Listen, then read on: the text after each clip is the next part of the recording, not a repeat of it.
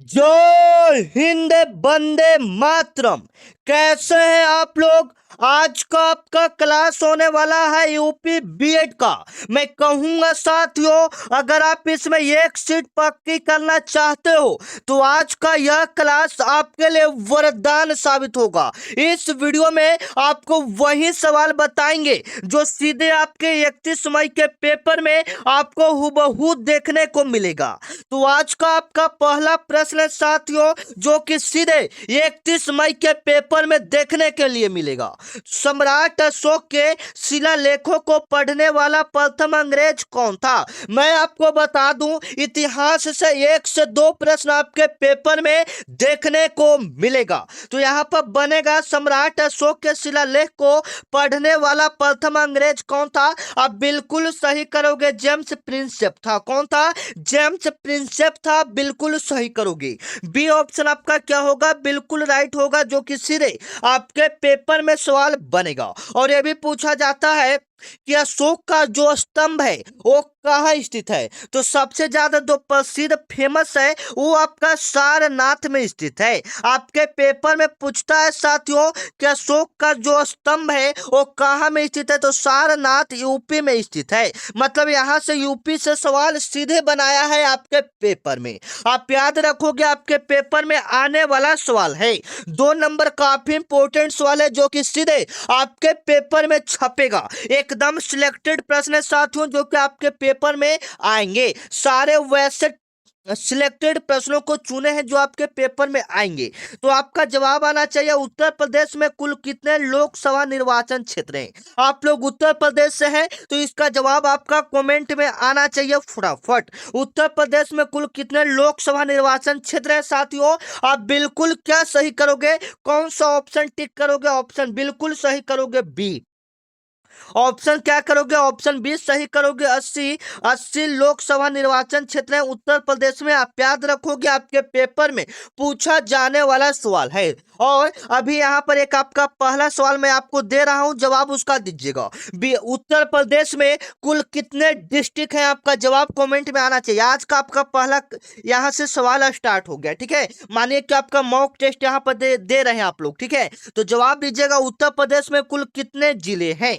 आपका जवाब आना चाहिए साथियों। सभी आपका 31 मई के लिए पेपर है। मैं तो कहूंगा आप इस क्लास को शुरुआत से लेकर अंत तक देखिएगा, क्योंकि आपका सिलेक्शन एक सीट पक्की यहीं से होगा। अगला नंबर सवाल है साथियों, सत्यार्थ प्रकाश पुस्तक के लेखक कौन है। एकदम इंपॉर्टेंट सवाल है, आपको पता है तो जवाब आना चाहिए कि सत्यार्थ प्रकाश पुस्तक के लेखक कौन है साथियों। आप बिल्कुल सही करोगे, स्वामी दयानंद सरस्वती है। कौन है? स्वामी दयानंद सरस्वती है, जो कि सीधे आपके पेपर में बनेगा। और साथ में यह भी पूछा जाता है कि सत्यार्थ प्रकाश पुस्तक कब लिखा गया था। आप लोग बिल्कुल सही करोगे, 1875 में। सत्यार्थ प्रकाश पुस्तक कब लिखा गया था? 1875 में। आप याद रखोगे, आपके पेपर में यहां से सवाल बनते हैं, हुबहू यही सवाल देखने को मिलेगा। और यहां से यह भी सवाल बनता है कि वेदों की ओर लौटो का नारा किसने दिया था। वेदों की ओर लौटो का नारा किसने दिया था? बिल्कुल क्या सही करोगे साथियों, स्वामी विवेकानंद ने दिया था। आप याद रखोगे, आपके पेपर में पूछा जाने वाला सवाल है। आपका अगला नंबर सवाल को चलते हैं, जो कि सीधे आपके पेपर में आएगा। आपका अगला नंबर सवाल कि भारतीय संविधान के किस अनुच्छेद के तहत अस्पृश्यता का अंत किया गया। अस्पृश्यता का अंत किया गया है साथियों। आप याद रखोगे, आपके पेपर में पूछा जाने वाला सवाल है। अनुच्छेद 17 भारतीय संविधान के किस अनुच्छेद के तहत अस्पृश्यता का अंत किया गया है। आप बिल्कुल सही करोगे, अनुच्छेद 17। अनुच्छेद से आपके पेपर में 1 से 2 सवाल बनता है साथियों, तो आप बिल्कुल सही ऑप्शन कर लोगे, ठीक है ना। 1 से 2 प्रश्न आपके पेपर में यहां से बनता है सवाल, ठीक है ना। और यह आपका प्रैक्टिस सेट 1 हो रहा है साथियों। तो अगर आप डेली क्लास करना चाहते हो तो चैनल को कम से कम आप लोग सब्सक्राइब कर लीजिएगा, क्योंकि आज आपका यूपी बीएड का आज आपका पहला क्लास है। तो सभी कोई बच्चे चैनल को सब्सक्राइब करके एक बार कमेंट में बताइएगा क्या आपको डेली ऐसा क्लास चाहिए, क्योंकि बाबू आज आपका पहला क्लास है, ठीक है। आपका अगला नंबर सवाल है, देखिएगा एकदम इंपॉर्टेंट है। ओजोन परत वायुमंडल के किस परत में पाई जाती है? आपका यूपी बीएड में 31 मई के पेपर में पूछा जाएगा। बिल्कुल क्या सही करोगे साथियों? ओजोन परत वायुमंडल के किस परत में पाई जाती है? आप बिल्कुल सही करोगे, समताप मंडल में पाया जाता है। बी ऑप्शन आपका क्या होगा? बिल्कुल राइट होगा, जो कि सीधे आपके पेपर में छपेगा। ओजोन परत वायुमंडल के किस परत में पाई जाती है साथियों? समताप मंडल में पाया जाता है। बी ऑप्शन आपका क्या होगा? बिल्कुल राइट होगा, जो कि सीधे आपके पेपर में हुबहू यही सवाल देखने को मिलेगा। आपका 6 नंबर सवाल है साथियों, बिल्कुल अच्छे से कवर करोगे। निम्नलिखित में से किसे भारत का नेपोलियन कहा जाता है? आप बताइएगा, भारत का नेपोलियन किसे कहा जाता है? इसमें हम आपको जीके का 50 क्वेश्चन पहले बताएंगे, ठीक है ना। तो उसमें से टारगेट लेकर चलो 35 प्लस प्रश्न को सही करने का। जो बच्चा 35 प्लस प्रश्न सही कर देगा, मानो उनका एक सीट यहां पर पक्की हो जाएगा, ठीक है। निम्नलिखित में से किसे भारत का नेपोलियन कहा जाता है साथियों? आप बिल्कुल सही करोगे, समुद्रगुप्त को भारत का नेपोलियन कहा जाता है। बी ऑप्शन आपका क्या होगा? बिल्कुल राइट होगा, जो कि सिरे आपके पेपर में यूपी बीएड के पेपर में बनेगा। आप याद रखोगे, एकदम इंपॉर्टेंट है। आपका अगला नंबर सवाल है साथियों, गदर पार्टी का स्थापना किसने और कहां किया था? आप बिल्कुल सही जवाब दोगे। गदर पार्टी का स्थापना कब और किसने किया था, बताइएगा। आपके पेपर में पूछेगा, लाला हरदयाल ने किया था। किसने किया था? लाला हरदयाल ने सैन फ्रांसिस्को में क्या था, आप याद रखोगे। कब क्या था? तो 1913 में क्या था, आप याद रखोगे। आपके पेपर में सवाल बन रहा है। एक बच्चे यहां पर बोल रहे हैं कि सर एक गलत आप जवाब बता दिए। कौन सा बाबू? क्वेश्चन नंबर लिखिए जरा कमेंट में। अच्छा 3 नंबर, अच्छा 3 नंबर को हम देख लेते हैं कैसे गलत है। 3 नंबर है, 3 नंबर देख लेते हैं साथियों। 3 नंबर है, यहाँ पर सवाल है, सत्यार्थ प्रकाश पुस्तक के लेखक कौन है? हमने बताया था स्वामी दयानंद सरस्वती। क्या कहाँ गलती बताए हैं बताइए? तो सी ऑप्शन तो बिल्कुल सही बताएं। चलिए, आपका अगला नंबर सवाल है साथियों, एकदम इंपॉर्टेंट सवाल आपके पेपर में आएगा।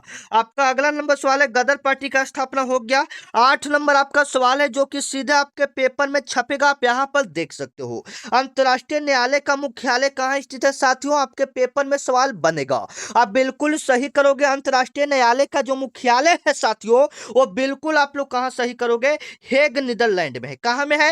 हेग नीदरलैंड में। सी ऑप्शन आपका क्या होगा? बिल्कुल राइट होगा, जो सिरे आपके पेपर में सवाल बनेगा, ठीक है ना। आप अच्छे से कवर करोगे। 9 नंबर सवाल है कि विश्व पर्यावरण दिवस कब मनाया जाता है साथियों? आप बिल्कुल सही करोगे, 5 जून को आपका पर्यावरण दिवस मनाया जाता है। 5 जून को आपका क्या मनाया जाता है साथियों? पर्यावरण दिवस मनाया जाता है, आप याद रखोगे। विश्व पृथ्वी दिवस कब मनाया जाता है? 22 अप्रैल को विश्व पृथ्वी दिवस मनाया जाता है। अगर हम बात करेंगे मजदूर दिवस का, तो 1 मई को आपका मजदूर दिवस मनाया जाता है, आप याद रखोगे। आपके पेपर में सवाल यहां से बनेंगे। आपका अगला नंबर सवाल है साथियों, किस भारतीय राज्य की तट रेखा सबसे लंबी होती है?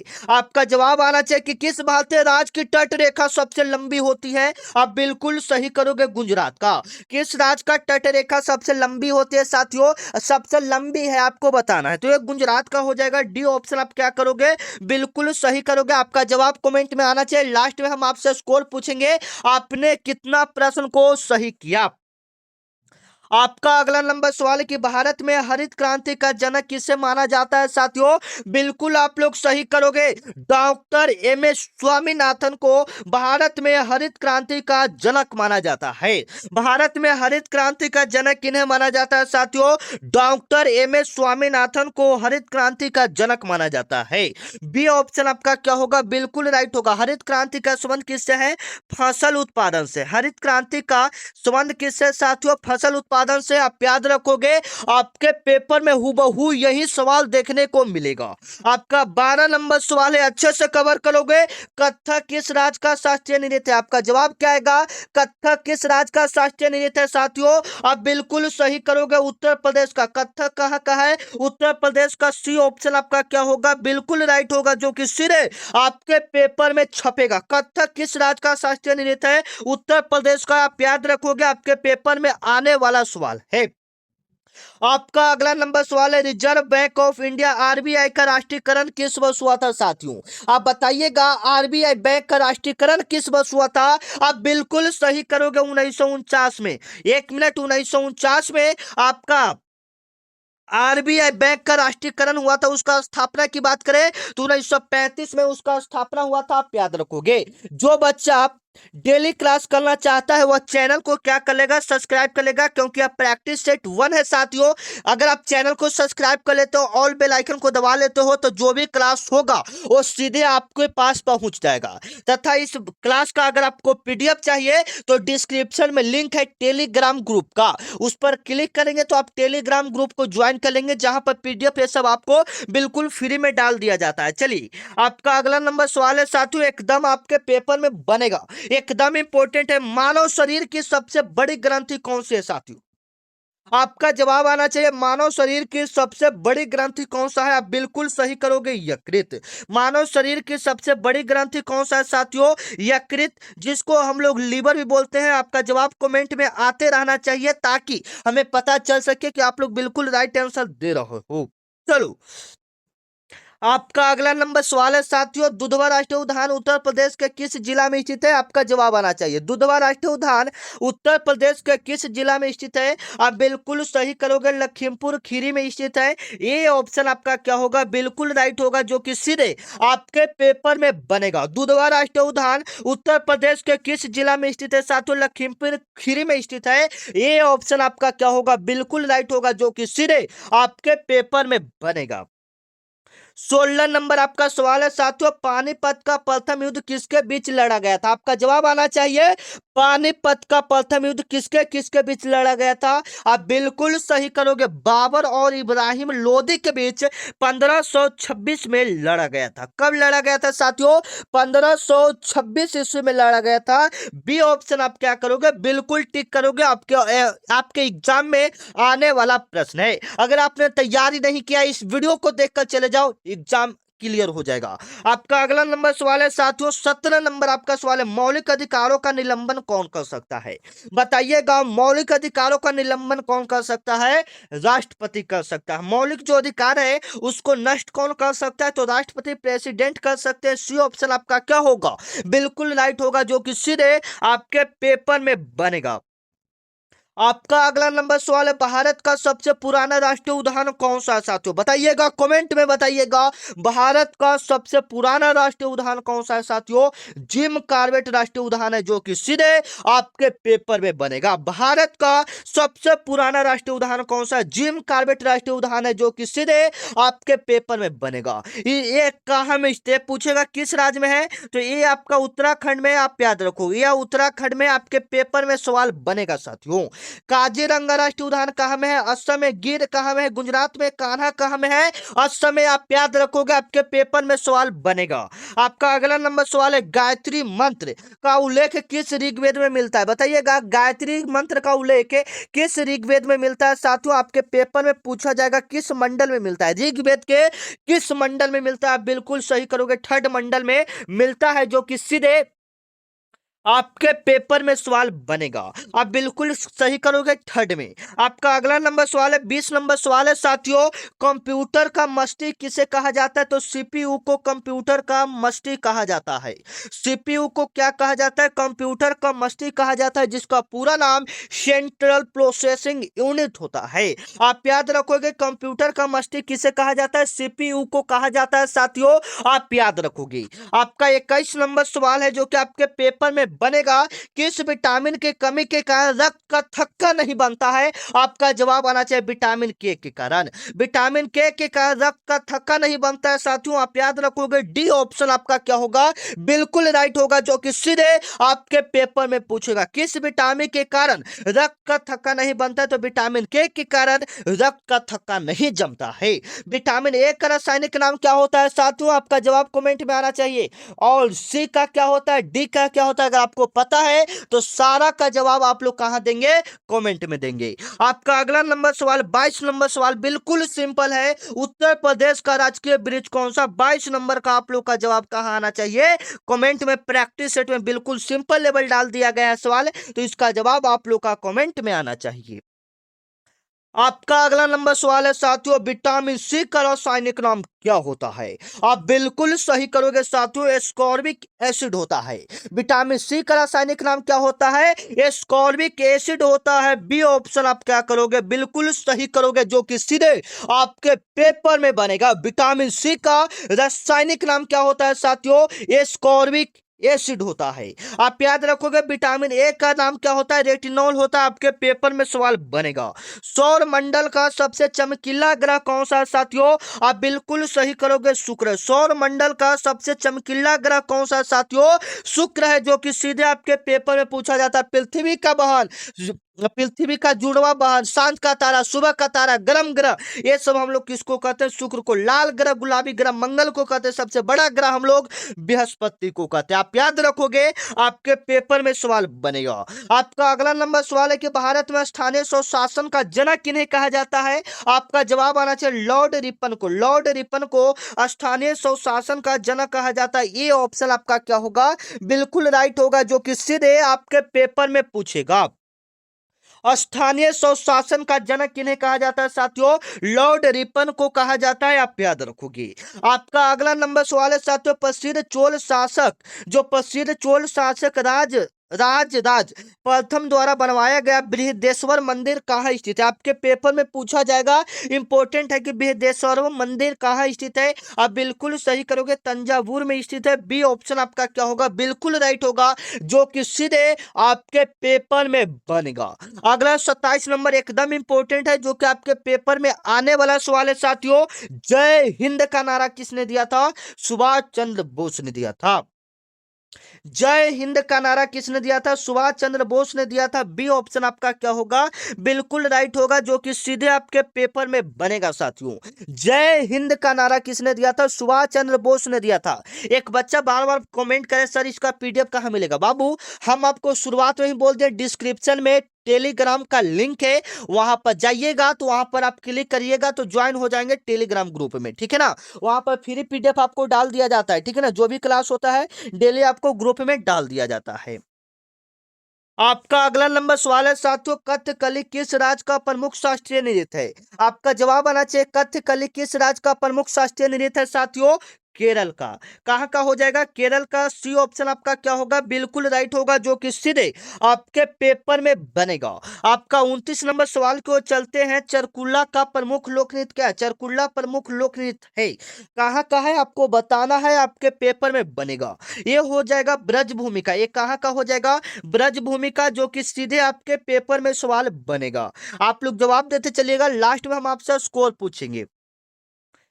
आपका 30 नंबर सवाल है कि भारत के संविधान में मूल कर्तव्य किस देश के संविधान से लिया गया? जो भारतीय संविधान में मूल कर्तव्य है वह किस देश के संविधान से लिया गया है? आप बिल्कुल सही करोगे साथियों, सोवियत संघ रूस से लिया गया है। बी ऑप्शन आपका क्या होगा? बिल्कुल राइट होगा, जो कि सीधे आपके पेपर में बनेगा।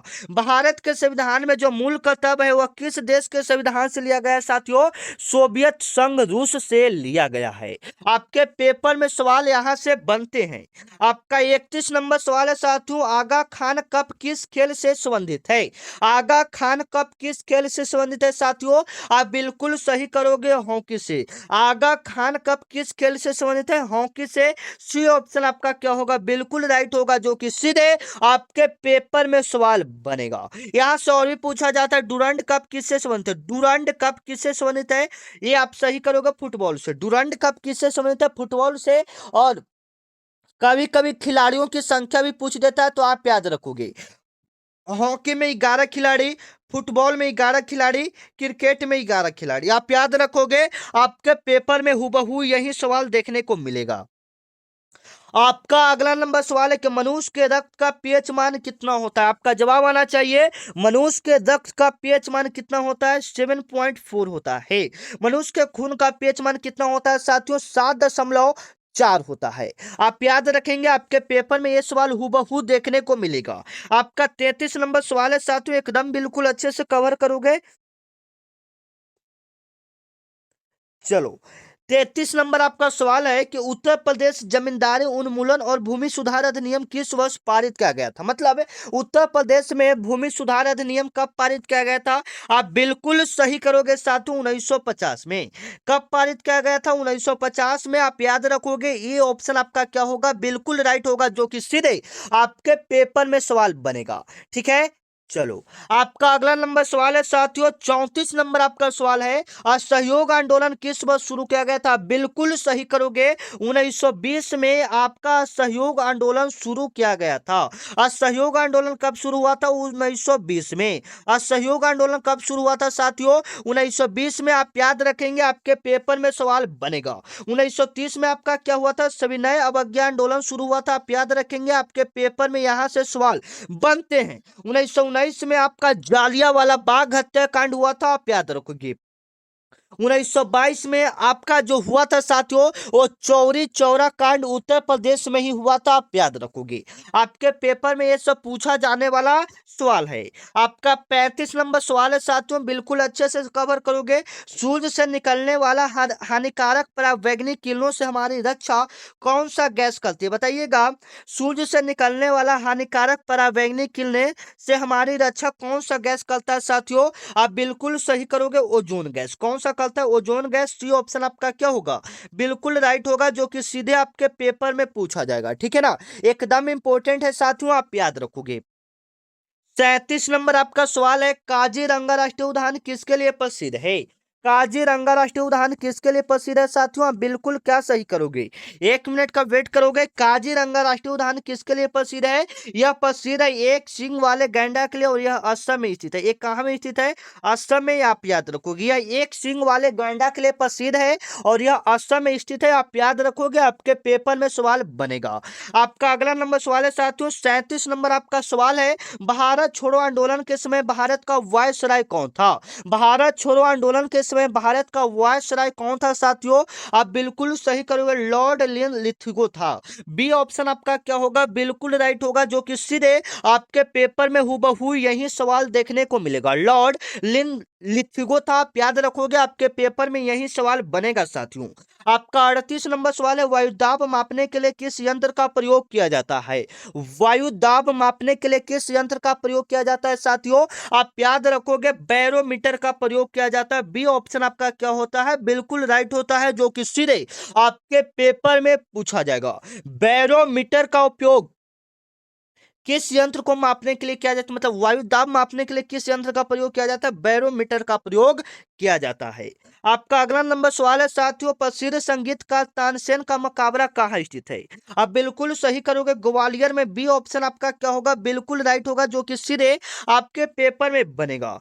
40 नंबर सवाल है साथियों, और आज का आखिरी सवाल आपको यहाँ पर दिख रहा है, अर्थशास्त्र नामक प्रसिद्ध पुस्तक के लेखक कौन है। आप बिल्कुल सही करोगे, चाणक्य कौटिल्य। कौन है, चाणक्य कौटिल्य। बी ऑप्शन आप क्या करोगे, बिल्कुल राइट करोगे साथियों, जो कि सीधे आपके पेपर में बनेगा। तो आपने 40 में से कितना प्रश्न सही किया, कमेंट में जरूर बताइएगा। और यह प्रैक्टिस सेट 1 था। अगर आप डेली ऐसा क्लास करना चाहते हैं तो चैनल को आप लोग फटाफट सभी बच्चे सब्सक्राइब करके टेलीग्राम ग्रुप को ज्वाइन कर लेंगे, ताकि जो भी क्लास हो, जो भी पीडीएफ हो, सबसे पहले आपको मिले। मिलते हैं नेक्स्ट वीडियो में, तब तक के लिए जय हिंद, वंदे मातरम।